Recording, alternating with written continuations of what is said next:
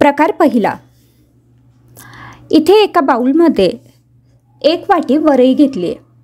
काही ठिकाणी याला भगरसुद्धा म्हटलं जातं. ही जी वरई आहे ही आपल्याला स्वच्छ धुवून घ्यायची. जसे आपण तांदूळ धुतो तसंच 2 पाण्याने ही अगदी स्वच्छ अशी ही वरई धुवून घेतलेली आहे. आता एका कढईमध्ये 2 छोटे चमचे तेल घेतलं. तेल कडकडीत गरम होऊ द्यायचं आहे. तेल गरम झालं की त्यात आपल्याला अर्धा चमचा जिरं टाकून घ्यायचं आहे. तुम्ही उपवासाला जिरे खात नसाल तर नाही टाकलं तरी चालेल. आता जिरे चांगले तडतडून झाले की त्यात आपल्याला बारीक चिरून घेतलेले बटाटे टाकायचे. 2 मध्यम आकाराचे बटाटे साल काढून अशा प्रकारे बारीक चिरून घेतले होते. हे बटाटे आता ह्या तेलामध्ये चांगले परतून घ्यायचे. शक्यतोवर जाड कढई जर तुमच्याकडे असेल तर तुम्ही ती इथे वापरा किंवा मग नॉनस्टिक पॅन वापरला तरी चालेल. आता इथे मी हे बटाटे तेलात चांगले परतून घेतलेत. आता याच्यावर झाकण ठेवायचं आहे आणि मंद गॅसवरती हे बटाटे आपल्याला शिजून घ्यायचे. जर जाड कढई असेल तर पाणी टाकायची गरज पडत नाही, पण जर तुम्ही स्टीलची कढई वापरत असाल तर थोडंसं पाणी इथे टाकलं तरी चालेल. आता इथे मी अगदी थोडंसं पाणी टाकून हे बटाटे शिजवून घेतलेत. बटाटे अगदी व्यवस्थित पूर्णपणे शिजलेले आहेत. आता याच्यात अर्धा चमचा लाल तिखट टाकून घेतलं आहे किंवा तिखट आपण आपल्या आवडीप्रमाणे टाकू शकतो. तिखटाऐवजी हिरवी मिरची टाकली तरी चालेल. 2 चमचे शेंगदाण्याचा कूट टाकून घेतलेला आहे. भाजून घेतलेले शेंगदाण्याचा कूट आहे. आता हे सगळं चांगलं एकजीव करायचं आहे. हे सगळं फक्त मिनिटभर आपल्याला परतून घ्यायचं आहे. त्यानंतर याच्यात पाणी टाकायचं आहे. तर इथे मी 1 वाटी वरई घेतली आहे, तर त्यासाठी आपल्याला तिप्पट पाणी लागणार आहे. इथे मी 3 वाट्या पाणी टाकून घेते. आता पाण्याची जी क्वांटिटी आहे ती वरई किती जुनी किंवा नवीन आहे त्याच्यावरती पण डिपेंड असतं. जर तुमची वरई जर जुनी असेल तर पाणी जास्त प्रमाणात लागू शकतं, कारण ती फुलून येते. इथे मी आता 3 वाट्या पाणी टाकून घेतलं आहे.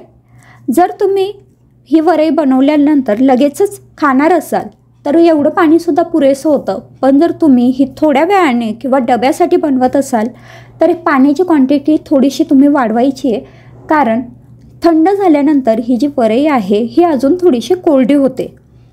तर इथे मी पाणी टाकून घेतलं आहे. आता चवीपुरता मीठ टाकून घ्यायचं आहे. मीठ टाकून झाल्यानंतर हे पाणी आपल्याला उकळू द्यायचं आहे. हे पहा, इथे हे पाणी आता पूर्णपणे उकळलेलं आहे. आता याच्यात धुवून घेतलेली वरई टाकायची आहे. बटाटे आपण आधीच शिजवून घेतले होते, कारण जर वरईसोबत बटाटे शिजवायचं म्हटलं तर वरई लवकर शिजते, पण बटाटे तेवढं लवकर शिजत नाहीत. त्यामुळे ते एकतर तुम्ही आधी उकडून घ्या, नाहीतर मग अशा प्रकारे तेलात परतून घ्या. आता वरई टाकल्यानंतर हे सगळं एकजीव केलं. एक झाकण ठेवायचं आणि मध्यम गॅसवरती ही वरई 5 मिनटं शिजवून घ्यायची. 5 मिनटातच आपली वरई अगदी छान शिजलेली आहे. तुम्ही बघू शकताय, छान मोकळी आणि सुटसुटीत अशी ही वरईची फोडणीचा भात आपण याला म्हणू शकतो, हा तयार झाला आहे. आमटीसोबत म्हणा किंवा असंही तुम्ही हे खाऊ शकतात. साबुदाण्यापेक्षा वरई बऱ्यापैकी पचायला हलकी असते. आता प्रकार दुसरा, उपवासाचे आप्पे बनवण्यासाठी इथे मी 2-3 उकडलेले बटाटे घेतलेत आणि ते ह्या पद्धतीने किसून घेतलेत. त्यानंतर त्यात 1 वाटी भिजून घेतलेले साबुदाणे टाकून घेतलेत. 2-3 चमचे शेंगदाण्याचा कूट टाकून घेतलाय. 1 चमचा बारीक चिरलेली हिरवी मिरची, अर्धा चमचा लाल तिखट, थोडासा आल्याचा केस आणि चवीपुरता मीठ. हे सगळं टाकून हे एकजीव करून घ्यायचं आहे आणि याचा आपल्याला डो तयार करून घ्यायचा आहे. तर हे पहा, हे जे सगळं मिश्रण आहे ते आता एकजीव झालेलं आहे. आता हाताला थोडंसं तेल लावायचं आणि त्यानंतर हे जे मिश्रण आहे याचे छोटे छोटे गोळे तयार करून घ्यायचे. गोळे तयार झाले की त्यानंतर आप्पे पात्रात तेल टाकायचं. मीडियम फ्लेमवरती हे आप्पे पात्र गरम व्हायला ठेवायचं आणि त्यानंतर आपण जे साबुदाण्याचे वडे तयार करून घेतलेले आहेत किंवा गोळे तयार करून घेतले ते ह्या आप्पे पात्रात ठेवायचे. मध्यम गॅसवरती 10 मिनटं एका बाजूने हे आप्पे छान शिजवून घ्यायचे. 10 मिनिटानंतर हे आप्पे पलटून घ्यायचे आणि दुसऱ्या बाजूने सुद्धा 5 मिनिटं हे छान शिजवून घ्यायचे. तर ह्या पद्धतीने आपले उपवासाचे आप्पे इथे तयार झालेत, किंवा तुम्ही याला साबुदाणा वडा सुद्धा म्हणू शकतात. प्रकार तिसरा. तर इथे मी 2 मोठे बटाटे साल काढून ह्याप्रमाणे किसून घेतलेत आणि स्वच्छ 2 पाण्याने आपल्याला धुवून घ्यायचे. त्यानंतर हा जो बटाट्याचा किस आपण धुवून घेतलेला आहे तो ह्याप्रमाणे थोडासा निथळून घ्यायचा आणि मग एका बाउलमध्ये काढून घ्यायचा. आता या बटाट्याच्या मध्ये मी 2 चमचे शेंगदाण्याचं कूट टाकून घेतलेलं आहे. यानंतर याच्यात 1 वाटी मी राजगिऱ्याचं पीठ टाकून घेतलेलं आहे. राजगिऱ्याच्या पिठाऐवजी आपण इथे उपवासाच्या भाजणीचं पीठही वापरू शकतो, किंवा मग वरईचं म्हणजेच भगरीचं पीठही आपण इथे वापरू शकतो. अर्धा ते पाऊण चमचा मी इथे लाल तिखट टाकून घेतलेला आहे. ह्याऐवजी तुम्ही हिरव्या मिरचीचे कापही इथे टाकू शकता, किंवा मग हिरव्या मिरचीची आलं घातलेली पेस्टही वापरू शकतात. चवीपुरता मीठ इथे टाकून घ्यायचं आहे आणि त्यानंतर 2 चमचे मी इथे दही टाकून घेतलेलं आहे. दही ऑप्शनल आहे, आपल्याकडे अवेलेबल असेल आणि आवडत असेल तर आपण इथे वापरू शकतो. आता हे सगळं टाकून झाल्यानंतर आपल्याला हे व्यवस्थित मिक्स करून घ्यायचं आहे आणि याचा आपल्याला छान गोळा बनवून घ्यायचा आहे. जसं आपण एरवी थालीपीठांसाठीचं पीठ बनवतो, म्हणजेच ते पीठ मळतो, त्या पद्धतीनेच आपल्याला याचा गोळा बनवून घ्यायचा आहे. हे पीठ मळून घ्यायचं आहे. आता हे पीठ मळताना आपल्याला पाणी वापरायची गरज पडत नाही, कारण बटाट्याला पाणी सुटतं आणि त्यामुळे व्यवस्थित गोळा तयार होतो. तुम्ही बघू शकतायत ह्या पद्धतीने हा गोळा मी इथे तयार करून घेतलेला आहे. आता याच्यात मी 2 चमचे तेल टाकून घेते. तेल टाकल्यामुळे आपले थालीपीठ छान सॉफ्ट होतात, तसंच थोडासा खरपूसपणा येण्यासाठी पण मदत होते. तर अशा पद्धतीने थालीपीठांसाठीचं हे पीठ तयार आहे. आता याचे मी प्रमाणात 4 भाग करून घेते. अशा पद्धतीने मी इथे हे 4 भाग करून घेतलेले आहेत. आता इथे एका ताटावरती मी स्वच्छ सुती कापड घेतलेलं आहे, जे मी ओलं करून घेतलं आहे आणि ह्या कापडावरती अशा पद्धतीने थोडंसं पाणी टाकून घ्यायचं आहे. आता आपण जे थालीपीठांसाठीचा गोळा बनवून घेतलेला होता तो मी घेतला आहे आणि ह्या पद्धतीने ह्या सुती कापडावरती मी हा गोळा थापून घेते. हा गोळा थापताना अधूनमधून आपण हाताला पाणी लावू शकतो. पाणी लावून मग हा गोळा थापायचा आणि कापडावर आपण जेव्हा हे थालीपीठ बनवतो तर थालीपीठ अगदी छान पातळ तयार होतं, ते तुटत नाही आणि बनवायला अतिशय सोपं जातं. अशा पद्धतीने बोटांच्या मदतीने हे थालीपीठ आपल्याला पसरवत जायचं आहे आणि छान थापून घ्यायचं आहे. तुम्ही बघू शकतायत अशा पद्धतीने आपण थालीपीठ इथे छान थापून घेतलेलं आहे. छान पातळ असं थालीपीठ इथे तयार झालं आहे. आता हे आपण छान भाजून घेऊ. त्यासाठी इथे मी तवा गरम करायला ठेवला होता. तुमच्याकडे नॉनस्टिक पॅन असेल तर तुम्ही तो इथे वापरू शकता. मी आपला जो नेहमीचा पोळ्या बनवायचा तवा असतो त्याच्यावरच हे थालीपीठ बनवणार आहे. तर त्यासाठी मी तवा गरम झाला आहे आणि त्याला थोडंसं तेल लावून घेतलं आहे. ह्यानंतर जे थालीपीठ मी रुमालावरती थापून घेतलं होतं ते अशा पद्धतीने तव्यावर टाकून घेतलं आहे आणि अगदी अलगद हाताने तो रुमाल मी काढून घेतलेला आहे. आता मध्यम गॅसवरती हे थालीपीठ छान भाजून घ्यायचं आहे. थोडंसं सुरुवातीला अगदी हलक्या हाताने हे उलटायचं, नाहीतर मग ते तुटू शकतं. अशा पद्धतीने आता हे थालीपीठ मध्यम गॅसवरती दोन्ही बाजूंनी मी छान खरपूस असं भाजून घेणार आहे. मी सुरुवातीलाच फक्त तव्याला तेल लावून घेतलंय आणि नंतर मी इथे तेलाचा वापर करणार नाहीये. पण जर तुम्हाला आवडत असेल तर तुम्ही इथे पुन्हा थोडंसं तेल थालीपीठावर बाजूने सोडू शकतात, जेणेकरून ते अजून छान खरपूस होईल. अशा पद्धतीने दोन्ही बाजूंनी छान आलटून पालटून मी हे थालीपीठ भाजून घेतलेलं आहे. तुम्ही बघू शकतायत किती सुंदर रंग याला आलेला आहे. चवही अगदी भन्नाट लागते. आता पाहू प्रकार चौथा. इथे मी एका जाडबुडाच्या पातेल्यात 1 मोठा चमचा तेल घेतलंय. तेल कडकडीत गरम झालं की त्यात अर्धा चमचा जिरं टाकायचं आहे. जिरं चांगलं तडतडू द्यायचं आहे. आमच्याकडे उपवासाला जिरं चालतं म्हणून मी इथे जिऱ्याचा वापर केला आहे. तुम्ही खात नसाल तर नाही टाकलं तरी चालेल. त्यात अर्धा ते 1 चमचा लाल तिखट टाकायचं आणि लगेचच 1 ते 2 ग्लास पाणी टाकून घ्यायचं आहे. आता आपल्याला ही आमटी किती हवी आहे त्या अंदाजाने आपण इथे पाण्याचा वापर करू शकतो.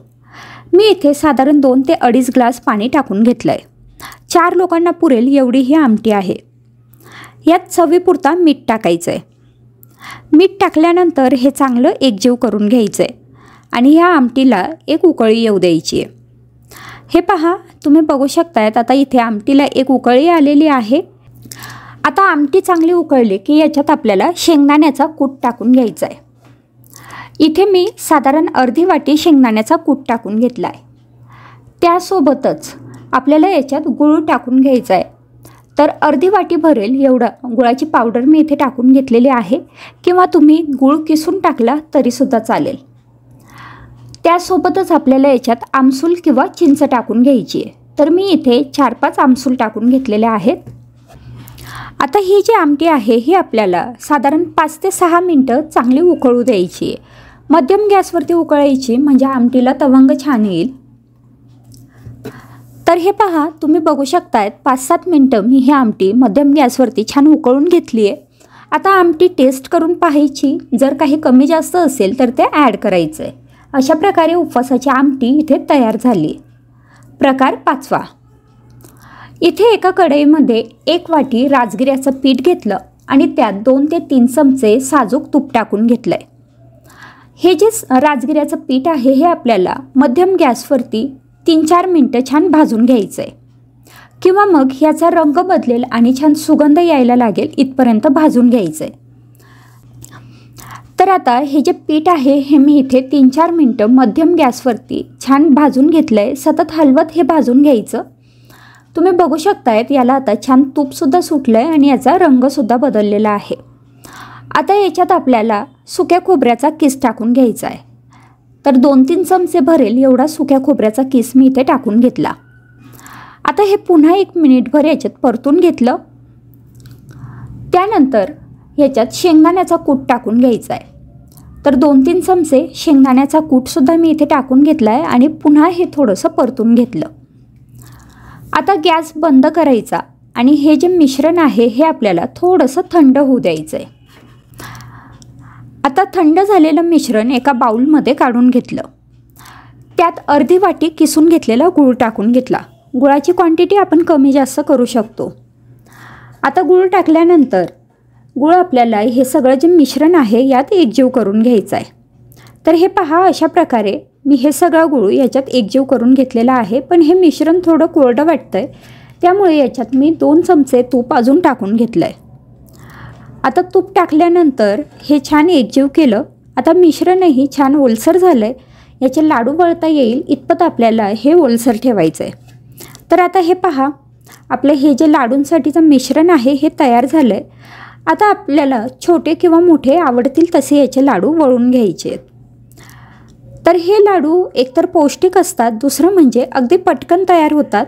गुळाचा पाक करायची झंझट नसते, किंवा मग राजगिऱ्याच्या लाह्या करण्याची गरज नसते. राजगिऱ्याच्या पिठापासून अगदी झटपट तयार होणारे हे लाडू असतात. या लाडूंमध्ये तुम्ही तुमच्या आवडीप्रमाणे ड्रायफ्रूटही टाकू शकतात. काजू, बदाम असेल किंवा मग किशमिश असेल. तर हे पहा, इथे आपले हे राजगिऱ्याचे लाडू तयार झालेले आहेत. हे लाडू मी तुम्हाला इथे तोडून दाखवते. किती छान खुसखुशीत असा हा लाडू तयार झाला आहे. अगदी कोणीही खाऊ शकेल आणि कोणीही बनवू शकेल असे हे राजगिऱ्याचे लाडू आहेत. प्रकार 6वा. इथे एका कढईमध्ये 1 कप साबुदाणे घेतलेत. हे साबुदाणे भिजलेले नाही आहेत, आपले साधे कच्चे साबुदाणे असतात तेच आपल्याला इथे वापरायचे. आता साबुदाणे आपल्याला भाजून घ्यायचे आहेत. मध्यम गॅसवरती 5 ते 7 मिनटं हे छान भाजून घेऊ.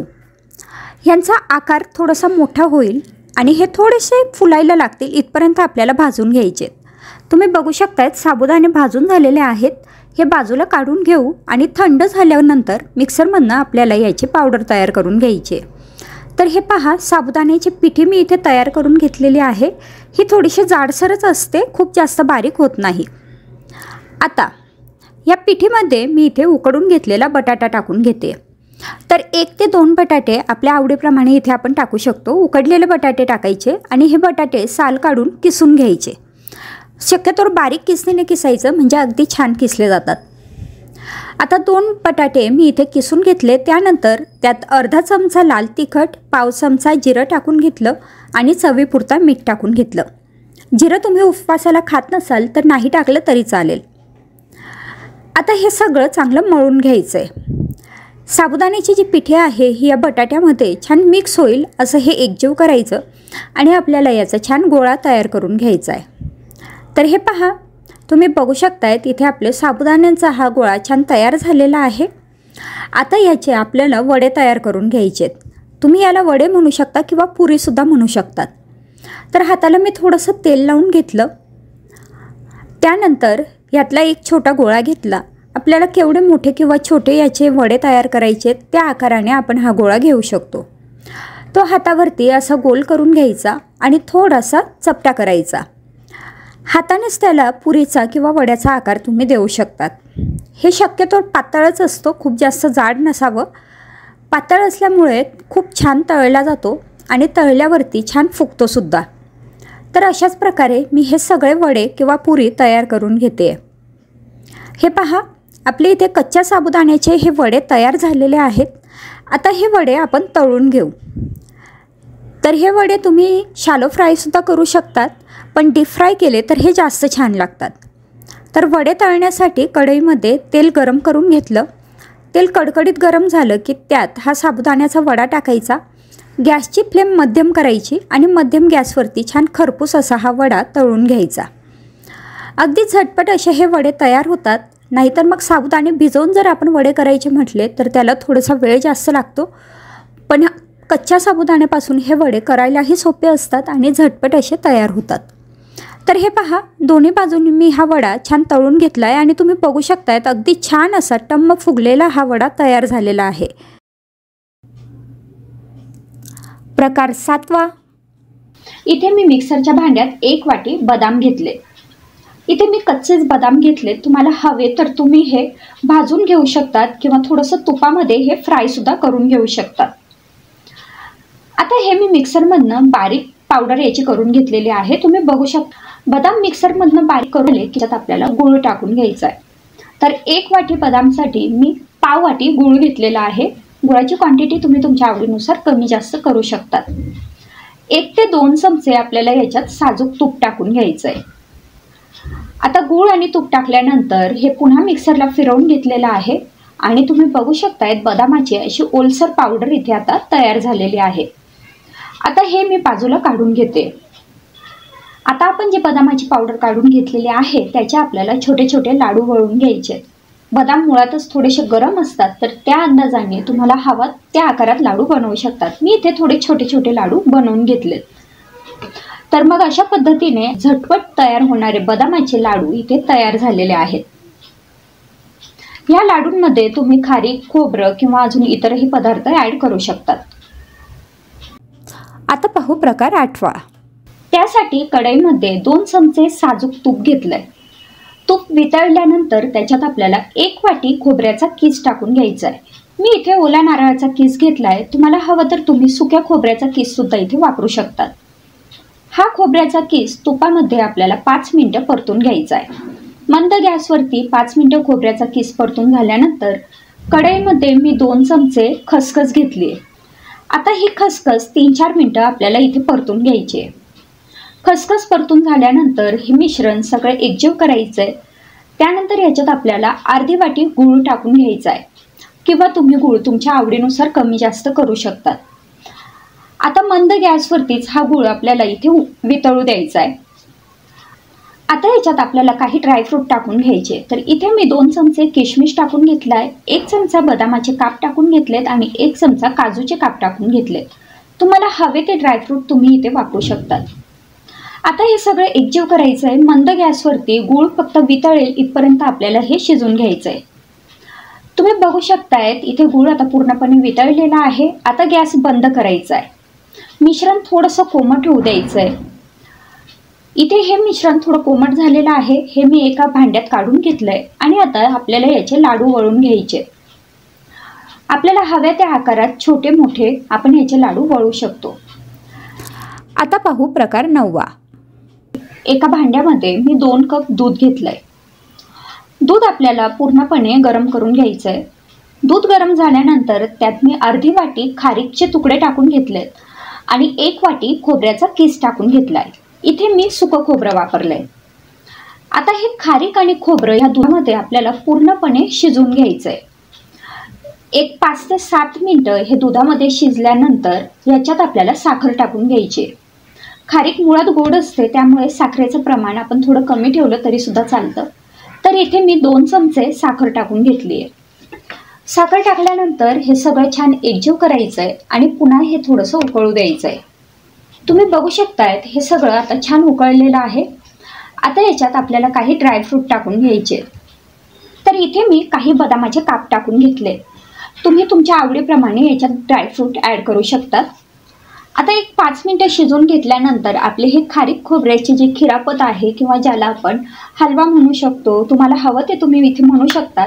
तर हा पदार्थ आपल्या इथे तयार आहे। झटपट तयार होतो, पोटभरीचा असा हा पदार्थ आहे आणि खूप वेळ एनर्जी सुद्धा आपल्याला देतो। आणि आता प्रकार 10वा। हा चाट बनवण्यासाठी इथे आपल्याला लागणार आहेत 1 वाटी भिजून घेतलेले साबुदाणे, त्यात 1 ते 2 उकडून घेतलेले बटाटे किसून टाकून घ्यायचे, अर्धा चमचा लाल तिखट आणि चवीपुरता मीठ टाकायचं आणि याचा आपल्याला छान डो तयार करून घ्यायचा आहे। हे पहा, या पद्धतीने हे सगळं मळून झालेलं आहे। आता हातात एक गोळा घ्यायचा आणि या पद्धतीने त्याला एखाद्या वाटीचा किंवा कटोरीचा आकार द्यायचा। त्यानंतर आप्पे पात्राला तेल लावून त्यावरती आपल्याला ही कटोरी ठेवून घ्यायची आहे। ह्याच पद्धतीने इथे मी ह्या सगळ्या कटोऱ्या तयार करून घेतल्या आहेत। आता मध्यम गॅसवरती 10 मिनिटं आपल्याला ह्या कटोऱ्यात शिजवून घ्यायच्या आहेत किंवा तुम्ही हे तळूनही घेऊ शकता। तर ह्या पद्धतीने तेल चांगलं कडकडीत गरम झालं की मग आप्पे पात्रातल्या ज्या कटोऱ्या होत्या ज्या आपण शिजवून घेतल्या होत्या ते ह्या पद्धतीने तेलात तळून घ्यायच्या आहे। ही स्टेप तुम्ही स्किप सुद्धा करू शकतात। कटोऱ्या तळून झालेल्या आहेत। आता एका डिशमध्ये ह्या मी काढून घेतल्या आहेत। त्यात थोडासा उकडलेला बटाटा, थोडासा उपवासाचा चिवडा, थोडेसे उपवासाचे जे वेपर्स असतात किंवा केळ्याचे वेपर्स असतात ते मी इथे कुस्करून टाकून घेतले, थोडीशी चिंचेची चटणी टाकून घेतली आहे आणि वरती डाळिंबाचे दाणे टाकून बटाट्याचे वेपर्स ठेवून ही कटोरी चाट सर्व करायची आहे। तर इथे आपली ही उपवासाची कटोरी चाट तयार झाली आहे।